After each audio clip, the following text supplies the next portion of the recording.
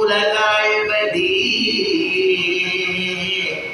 ஏயவரங்கள் இரண்டில் ஒன்றினார் என்றே உலகாழ்வது சீதை கேள்வன் ஒன்றால் போய் மனமாழ்வது என புகழ்ந்து நின்றான் தீயவை யாவையிலும் சிறந்த தீயாள் அப்படின்னா கமராட்டாடுவான். ஏயவதங்கள் இரண்டில் ஒன்றினால் எச்சே உலகாழ்வது, என்னுடைய புத்திரனான பரதன் உலகாளம். நீ 14 வருடம் மரத்துக்கு போன்னு சொல்லிட்டா இல்லையா, அந்த வழியை பரதாழ்வான் தன் மேல போட்டுட்டாராம்.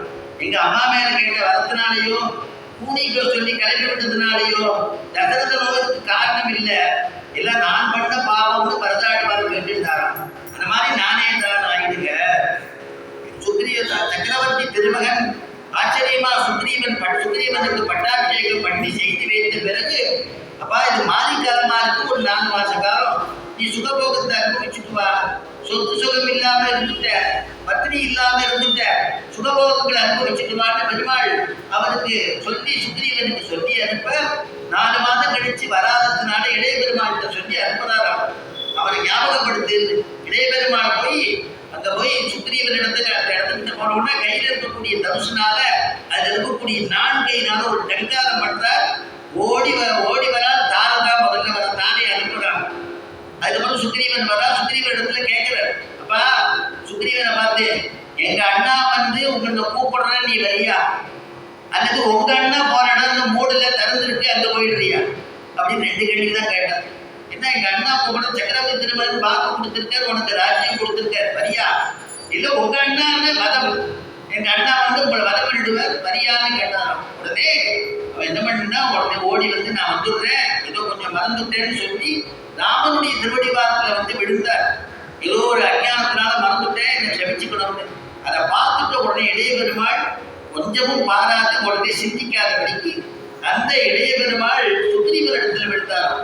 அப்பா நான் வந்து அண்ணாவரிடத்துல எடுத்திருக்கக்கூடிய வாத்சல்யத்தினாலேயோ பிரேமையினாலேயோ பக்தியினாலேயோ ராமனிடத்தில் இருக்கக்கூடிய பக்தியினாலேயோ ஏதாவது நான் வந்து பின்ன அபராதம் பண்ணியிருந்தா க்ஷமிச்சுக்கணும்னாராம். நானே தான் ஆகிட்டேன். அப்படி அந்த பதம் ரொம்ப முக்கியமான பதம்.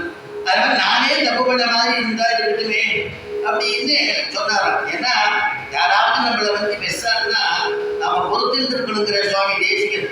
அதனால என்ன பண்றதுன்னா பிரணாம பூர்வகம் அபிமத வஸ்துக்கள் போலே சந்தன குசுமாதிகள் போலே பாகவதால கொண்டாடணும். யாராவது குரூரமான வார்த்தைகள் பேசிட்டா பிரணாம பூர்வகம் அஞ்சலி பண்ணி மௌனமா இருக்கணுங்கிற சுவாமி தேசிகன்.